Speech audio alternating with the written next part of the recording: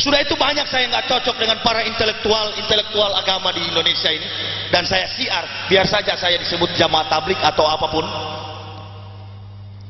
Yang penting kulil haqqo walwah kana murad. Al Islamu yalu wala yu'la alaihi. Inna dina indallahil Islam. Tidak ada agama yang lebih tinggi daripada agama Islam. Ini bukan pernyataan keliru. Saya sebagai mualaf, walaupun baru setahun, saya dapat membuktikan kerasulan Nabi Muhammad secara aksiologi. Jadi nilai sebuah agama itu, kita mencari kebenaran agama, kita tidak hanya berdasarkan proses spiritual. Saya katakan tadi, kalau proses spiritual bisa saja manusia berbohong. Tetapi kalau kita kaji, come back to historis, kembali kepada pembuktian kebenaran sejarah, maka agama itu akan kita tahu salah atau benar. Nah, untuk menjembatani sejarah ini, maka manusia perlu memfungsikan yang disebut dengan filsafat hidup, falsafah hidup, yakni aksiologi, mengandung 3 unsur kekuatan nilai-nilai kehidupan. 1 etika, 2 logika, ketiganya estetika.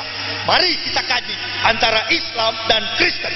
Kita kaji dari sisi logika tentang agama saya yang dulu, yakni Kristen. Karya kebesaran kuasa Allah Subhanahu wa Ta'ala tidak pernah bertentangan dengan rasio manusia, karena Allah bukan orang gila.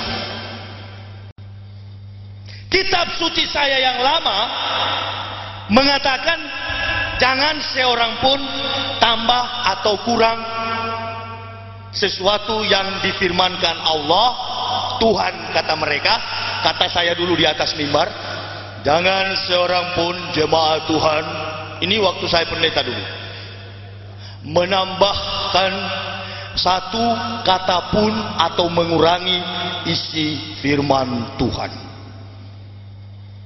Siapa yang menambahkan akan bertambah hukumannya, siapa yang mengurangi akan berkurang pahalanya. Setelah saya menyelidiki kitab-kitab suci saya, ternyata begitu banyak ayat-ayat yang bertentangan. Sebagai contoh, Alkitab, Bible dengan bahasa Melayu, diterjemahkan oleh penjajah Belanda. 1 Raja-Raja 4 ayat 26 mengatakan jumlah kandang Sulaiman bin Daud adalah 4.000. Alkitab tahun 2001 sama 4.000 jumlah kandang Sulaiman. Tetapi Alkitab tahun 1991 kandang Sulaiman tiba-tiba berubah menjadi 40.000. Secara filosofis betul saja waktu tahun 1928 yang berfirman Tuhan. Tetapi tahun 91 lawan daripada Tuhan secara etimologis, hantu. Ini dari sisi logika. Karena saya bukan manusia goblok yang masuk Islam. Saya katakan sekali lagi, garis bawahi, tidak ada seorang yang goblok, yang tolol, yang bahlul akan sampai kepada agama Islam. Sudah itu jangan heran kalau ada dari umat Islam yang pindah ke agama lain, itu manusia tolol di atas tolol. Dan memang saya teringat, dulunya saya pimpinan sekolah tinggi teologi Calvinis. Sekarang saya baru sadar bahwa yang saya pimpin bukan teologi, sekolah tinggi tolologia. Karena semua yang kita bahas adalah kitab suci orang-orang saraf, orang-orang sinting.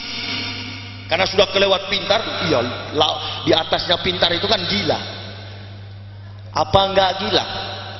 Coba saya tanya kepada bapak-bapak, ada kira-kira enggak kita yang sekarang hadir di dalam musola ini yang tukang kayu, profesinya tukang kayu, ada enggak? Coba tanya kepada tukang kayu, antum buat meja, kursi, lemari, perabot dari kayu, pernahkah dalam sedetik saudara pernah menjadi meja?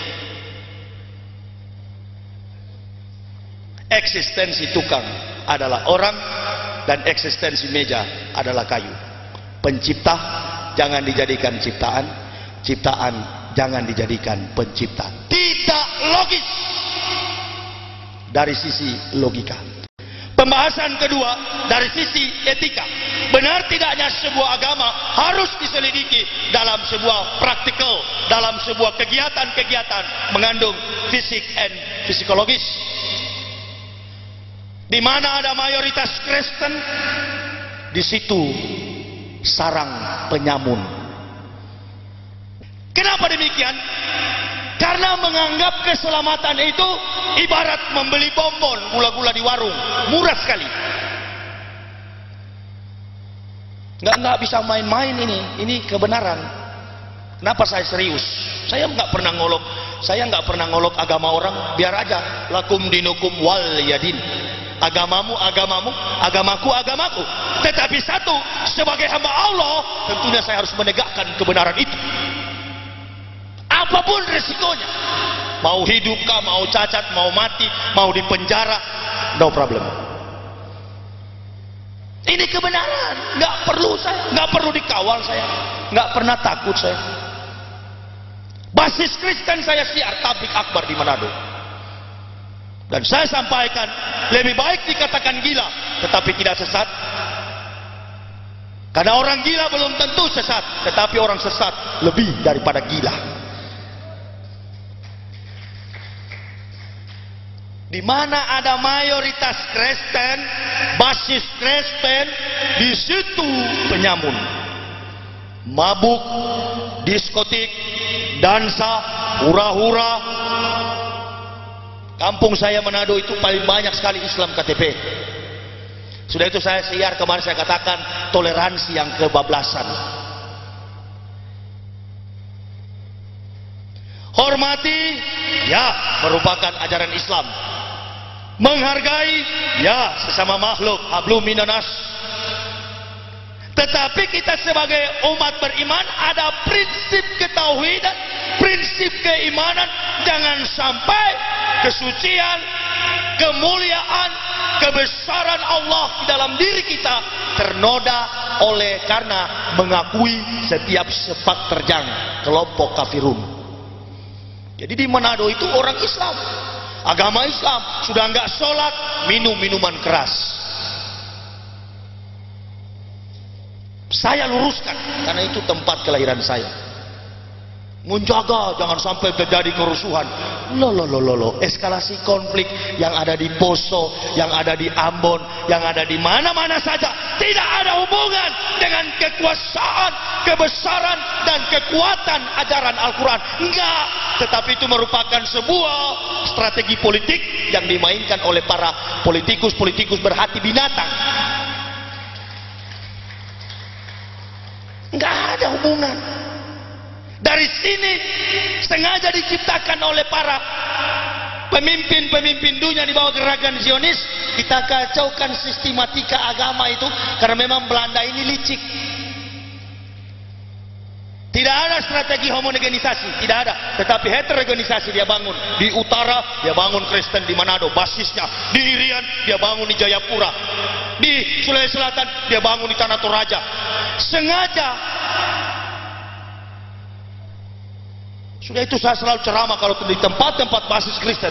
Saya berteriak, negara kita ini tidak pernah dimerdekakan dengan kata haleluya. Tetapi negara kita ini dimerdekakan dengan kalimat Allahu Akbar. Atas berkat rahmat Allah yang Maha Kuasa, didorongkan oleh keinginan luhur supaya berkehidupan kebangsaan yang bebas. Kebebasan kemerdekaan itu adalah Islam. Simple. Biar miskin tetapi kaya di surga sana. Saya tinggalkan gaji ya secara manusia, secara psikologis. Jujur saja saya waktu pertama masuk Islam, apalagi istri saya seorang wanita. Lantas kerja di mana kamu nanti? Ini kan sudah berhenti dari pendeta. Mau makan apa kita? Saya bilang makan batu kalau tidak ada. Karena saya sudah jengkel tiap malam tinggal bisik-bisik kerja apa, kerja apa. Saya dari manusia gengsi, dengan gaji puluhan juta tiap bulan. Ketika masuk Islam, di Jakarta saya kerja bangunan. Memang begitu ajaran Islam. Biar dapat 2.000, yang penting halal. Daripada dapat 35 juta sebulan tetapi nipu orang. Enggak, belum tahu ya gaji pendeta, belum tahu ya. Pendeta itu berdasarkan sistematika perpuluhan Pak Kiai. Kalau pendeta pimpin 100 orang, pimpin 100 kepala keluarga, dengan gaji rata-rata setiap kakak 1 juta, maka si pendeta menerima omset per bulan 10 juta. Dasar kebenarannya dari mana? Kebohongan yang diimplementasikan gereja di tengah konteks berjemaat. Maleakhi 3 ayat 10. Begini bunyinya. Kebetulan Bible itu saya kuasai. Bawalah persembahan persepuluhan ke dalam perbendaharaan rumah Tuhan. Ujilah aku, jikalau aku tidak membukakan tingkap-tingkap langit dan melimpahkan berkah. Nah, jadi kalau ada jemaat yang tidak bawa perpuluhan, pendeta mulai pelihara kumis tebal-tebal dan main gertak dari atas mimbar. Nah, yang saya pimpin 900 kakak lebih, tolong dikali.